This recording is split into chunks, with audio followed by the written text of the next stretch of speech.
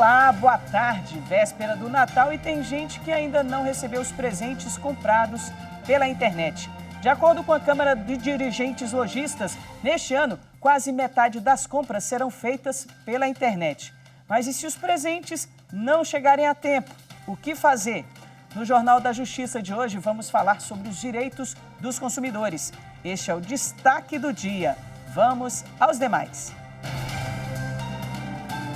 Superior Tribunal de Justiça decide que indenização e multa não se confundem na aplicação de sanções por infrações civis ambientais. Tribunal Superior do Trabalho condena a empresa que exigiu de motorista garantias para ele ser admitido no trabalho. Os ministros entenderam que a exigência de garantias para a admissão de empregado configura abuso do poder diretivo do empregador. E ainda, na reportagem dos 130 anos do Supremo Tribunal Federal na Era da República, você vai conhecer o projeto STF Mirim.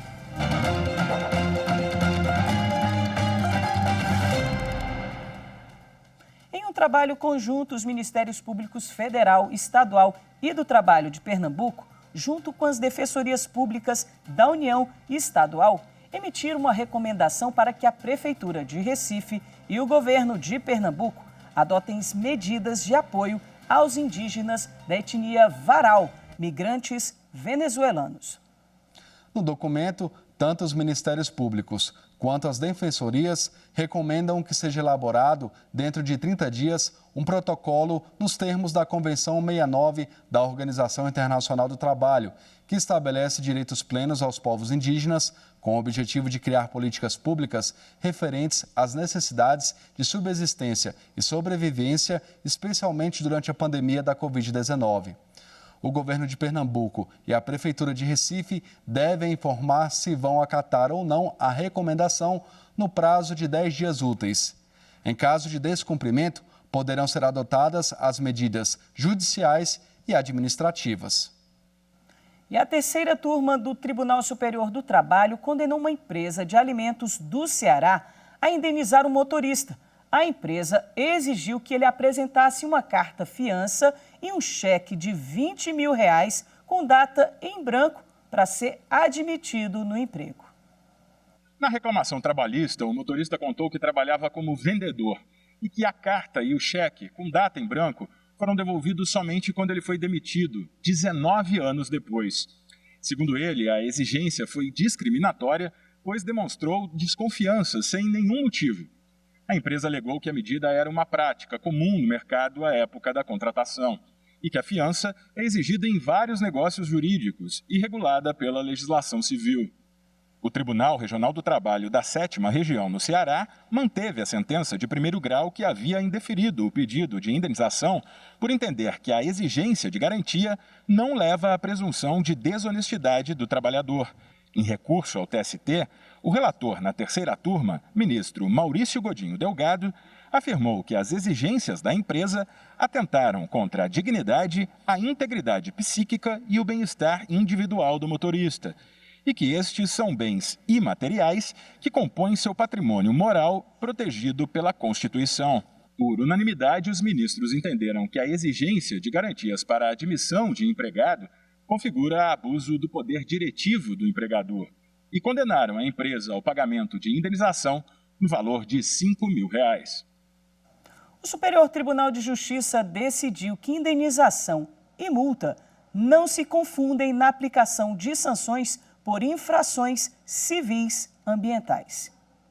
A decisão do colegiado foi no sentido de que, como decorrência do direito sancionatório, inclusive nas infrações ambientais, a aplicação de sanções deve levar em consideração as diferenças entre a indenização, que busca restaurar o estado anterior ou compensar o prejuízo causado, e a multa administrativa, que é uma punição que tem como referência o grau de reprovação da conduta e não propriamente o dano causado.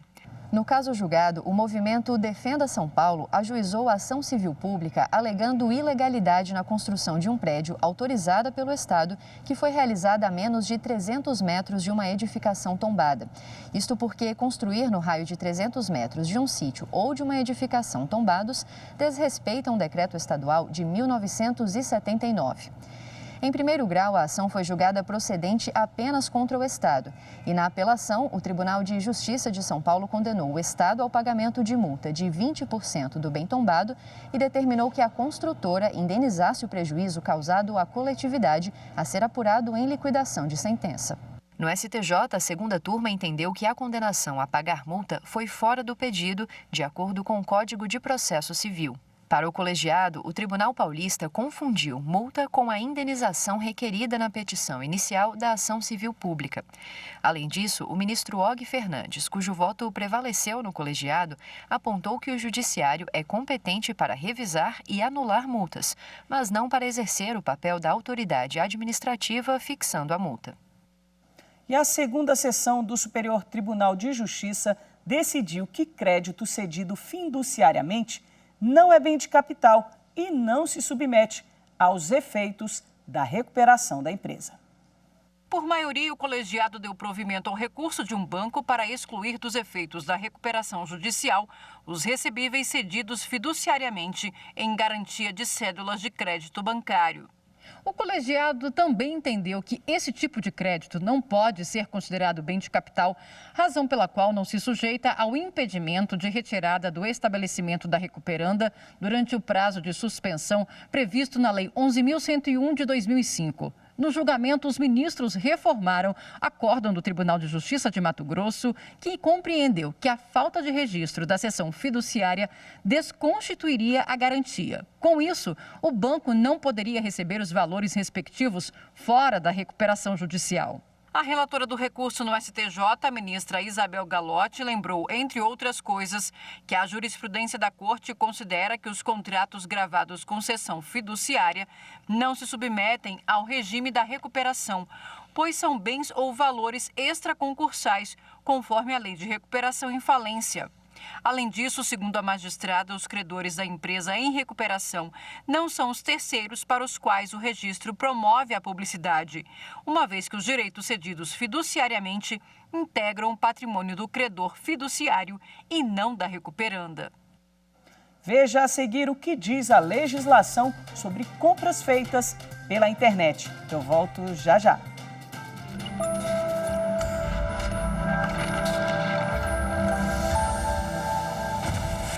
A Constituição Federal de 1988, fundada através de um Estado democrático de direito, visa assegurar o exercício de direitos sociais, individuais, de liberdade e bem-estar, fundado em valores supremos de uma sociedade fraternal, plural e sem qualquer tipo de preconceito, além de validar a solução pacífica de resolução de conflitos.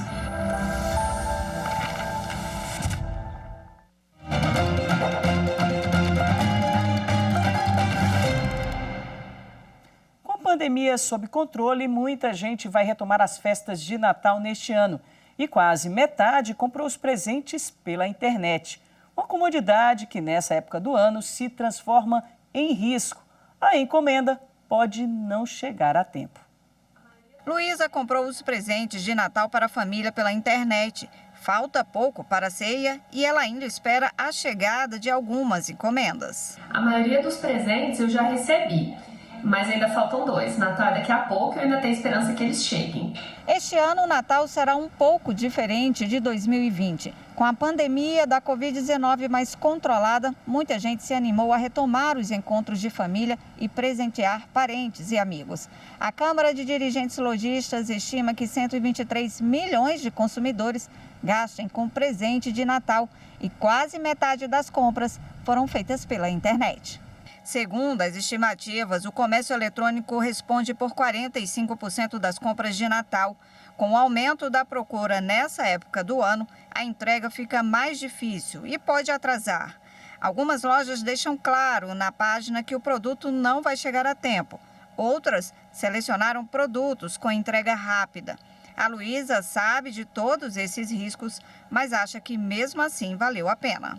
A questão é que esse é um risco que a gente assume quando faz compra online, né? Tem todas as suas facilidades, a gente ganha muito tempo, evita trânsito, evita loja cheia, correria, mas existe sempre o risco dele não chegar a tempo, né? Mas vamos ver, ainda estou com esperança. E para aprofundar mais nesse assunto, a repórter Carolina Chaves conversou com a advogada Karine Jordana. Ela é especialista em direito do consumidor e tem algumas dicas sobre as responsabilidades dos vendedores e o que deve ser observado na hora da compra. Vamos acompanhar. Doutora Karine, muito obrigada pela participação aqui na TV Justiça. E eu já começo perguntando que o Natal chegando, né? Tem muita gente que deixa para comprar o presente de última hora e a internet se tornou o principal local de compras dos consumidores, né? Agora, o consumidor ele deve ficar atento sobre as condições e prazo de entrega nas compras feitas aí por essa ferramenta, né? Para que cheguem a tempo de entregar, de presentear no Natal, não é isso, doutora? Com certeza, eu que agradeço a presença aqui. O consumidor, primeiro, a gente tem que frisar que ele tem direito ao acesso à informação plena e clara. Então, ele tem que estar muito atento às condições de entrega, de preço, mas o fornecedor também tem que se atentar que é preciso deixar tudo disponível no site, né? Porque as condições para compra online são as mesmas da compra no local físico. Então, tem que estar atento aí ao Código de Defesa do Consumidor para não deixar nada oculto para quem for fazer essa compra. Quando a senhora fala em não deixar nada oculto, principalmente o prazo de entrega, né? Porque se comprou o produto, está naquela expectativa para receber para o Natal, até o Natal, né? Para presentear. Inclusive, isso tem que estar bem claro, bem específico, se vai chegar ou não antes do Natal. A pessoa, quando for fazer a compra, tem que observar o prazo de entrega, da mesma forma que o vendedor tem que explicitar certinho no site se são dias corridos ou dias úteis, né? Porque muitas vezes vai estar só lá tantos dias de entrega, mas tem que estar, é uma obrigação legal de que o prazo de entrega seja divulgado se são dias corridos ou dias úteis. Além do mais, né, tem uma responsabilidade conjunta tanto do fornecedor do produto quanto da transportadora, né? Que às vezes vão ter imprevistos de clima, trânsito, então às vezes a transportadora também vai ter responsabilidade em garantir aquele produto entregue na data correta. Agora, doutora, se o produto não chegou, se o presente não chegou e aí vai para a ceia de Natal sem o presente, o que é que o consumidor deve fazer, já que ele estava esperando e a empresa tinha se comprometido a entregar naquele prazo? Isso, como eu disse, né, tem um momento que o fornecedor cuida e tem um momento que a transportadora cuida. O primeiro que o consumidor tem que fazer é entrar em contato com o fornecedor, que tem que informar o código de rastreio do produto, para que o consumidor saiba onde é que esse produto está, se ele está a caminho, se houve algum atraso ou algo do tipo. Mesmo que o produto já esteja no caminho para entrega, né, já esteja com a transportadora, é dever da loja prover ao consumidor, né, todas as dúvidas, todas as informações necessárias, e caso a transportadora não responda ao consumidor, cabe ao fornecedor também informar essas coisas referentes à entrega do produto. Para a gente finalizar, a culpa da loja que se comprometeu e não cumpriu o prazo, né? Por exemplo, a culpa dela se agrava, fica ainda maior por conta dessa expectativa do Natal ou não? Ou seja, a justiça vai ver aquele caso com outro olhar por conta justamente dessa expectativa? Isso vai ser uma coisa averiguada caso a caso, né? Às vezes depende da natureza do produto, se for algo muito específico, por exemplo, ou personalizado, se for algo que foi pedido com muita antecedência e fica constatado que foram atrasos mesmo da transportadora e do fornecedor, pode ser que o juiz olhe com outros olhos e haja algum tipo de agravamento na responsabilidade dos fornecedores, que no caso é uma responsabilidade solidária, né? Tanto o fornecedor, quanto a transportadora, quanto o fabricante, todos respondem em igual medida por danos causados ao consumidor. Ok, doutora, é isso. Muito obrigada pela participação aqui na TV Justiça. Eu que agradeço vocês, um ótimo dia. Veja a seguir na reportagem dos 130 anos do Supremo Tribunal Federal na era da República. Você vai conhecer o projeto STF Mirim.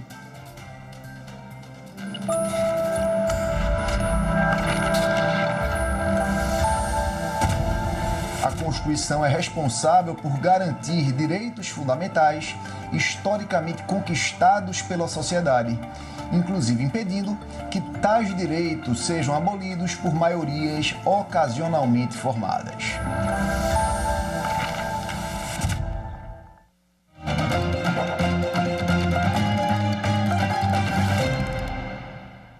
Retrospectiva 2021. O plenário do Supremo Tribunal Federal decidiu que a pena de 10 a 15 anos para o crime de importação de medicamentos sem registro sanitário é inconstitucional. O tema foi julgado em um recurso extraordinário que discute a aplicação de pena alternativa à sanção prevista no Código Penal. Vamos rever a reportagem que eu fiz na época.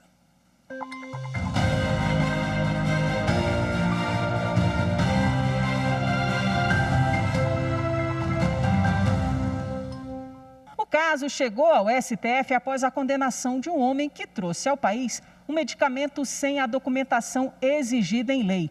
O Tribunal Regional Federal da 4ª Região optou por aplicar ao réu uma pena mais branda, de 3 anos de reclusão, com base na Lei de Drogas e não no Código Penal, cuja pena para o crime de importação de remédios sem registro varia entre 10 e 15 anos.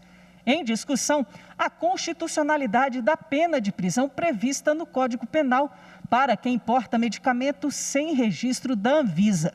Tanto o Ministério Público Federal quanto o condenado recorreram ao Supremo visando a anulação da decisão do TRF da 4ª Região. O julgamento foi retomado com o voto da ministra Rosa Weber, que acompanhou a divergência aberta pelo ministro Alexandre de Moraes. A ação penal prescrita para as condutas previstas no parágrafo 1º, a linha B do artigo 273, é manifestamente desproporcional, o que eiva a norma de inconstitucionalidade material. No mesmo sentido, votaram os ministros Dias Toffoli, Carmen Lúcia, Gilmar Mendes e Ricardo Lewandowski. Já o ministro Marco Aurélio teve um entendimento distinto dos demais. Ele declarou a constitucionalidade do artigo 273 do Código Penal e determinou que outro julgamento ocorra no caso específico. Assento, portanto, a constitucionalidade do 273, como está no Código Penal, parágrafo 1º-B. Outro julgamento ocorra e declaro com isso o prejuízo do recurso interposto pelo réu. É como voto. Depois, o ministro Luiz Roberto Barroso reajustou o voto para se alinhar ao voto do ministro Alexandre de Moraes.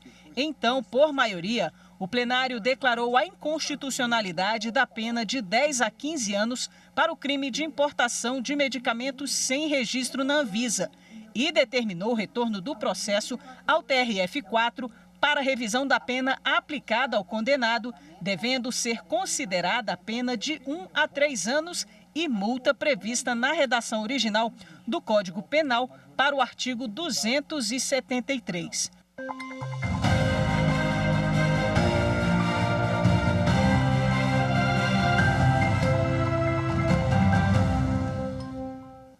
Cidadania se aprende desde cedo. Pensando nisso, o Supremo Tribunal Federal, ao longo de sua existência, também se preocupou em atrair o público infanto-juvenil. Na reportagem sobre os 130 anos da Corte na era da República, você vai conhecer o projeto STF Mirim.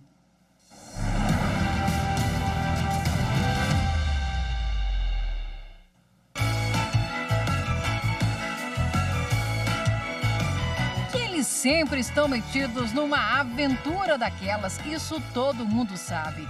Mas desta vez, Cebolinha, Mônica, Magali e Cascão vão ajudar numa missão ainda maior: garantir o direito à acessibilidade do Luca, um menino cadeirante. A quadra de esportes do bairro não está adaptada e pode impedir a participação do melhor atleta do time na partida. A turminha não desiste e descobre que criança também tem direitos. A história em quadrinhos da Turma da Mônica é uma iniciativa do Supremo Tribunal Federal para aproximar o público infantil do Poder Judiciário.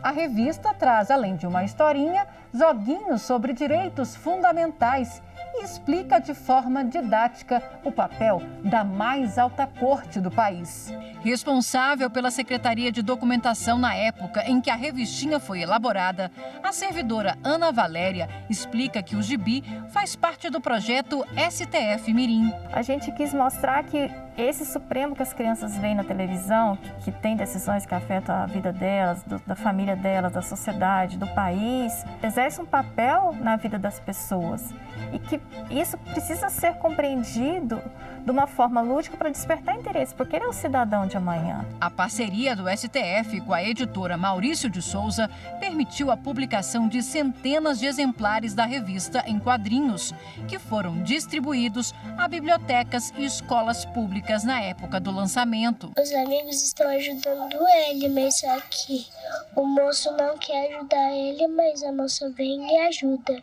E você achou legal isso? Sim. E entender o funcionamento dos tribunais, direitos e deveres é tarefa difícil até mesmo para adultos. Por isso, além do gibi, a equipe do STF desenvolveu uma cartilha com linguagem voltada para jovens, traduzindo um pouco do juridiquês para um português mais fácil do dia a dia. Lei, conjunto de regras escritas que devem ser respeitadas por todos. Sandra era a coordenadora da equipe que elaborou o glossário de termos jurídicos, que faz parte da cartilha, e conta qual foi o maior desafio. Foi exatamente alcançar a linguagem ideal, né? Porque você não pode perder o conceito da palavra. Então, assim, você tem que, o jurídico, você não pode perder o jurídico aqui, você tem que manter o conceito.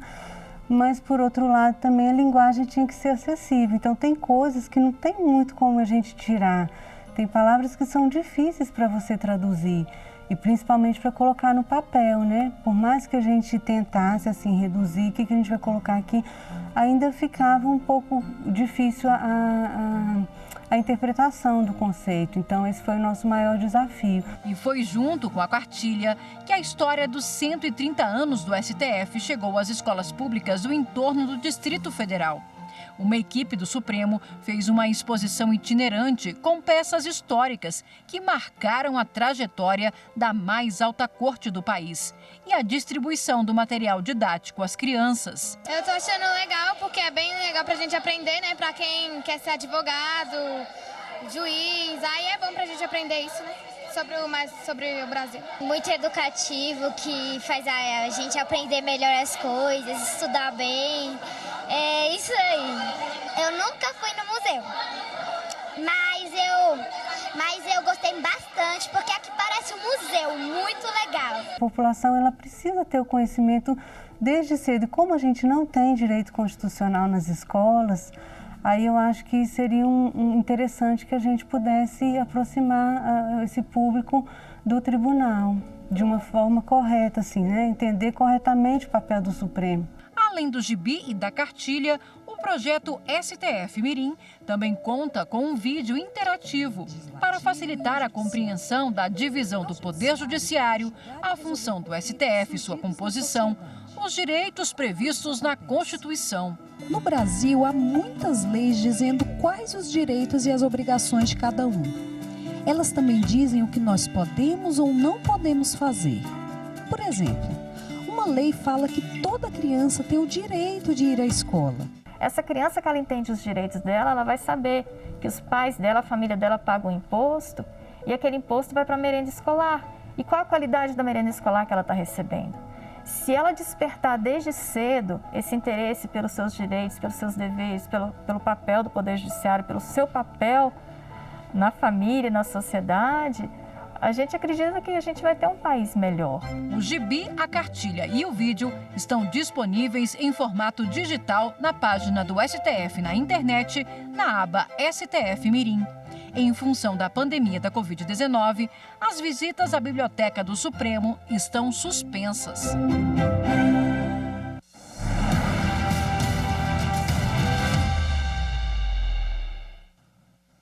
O Jornal da Justiça fica por aqui. Obrigada pela companhia, um Feliz Natal e até mais.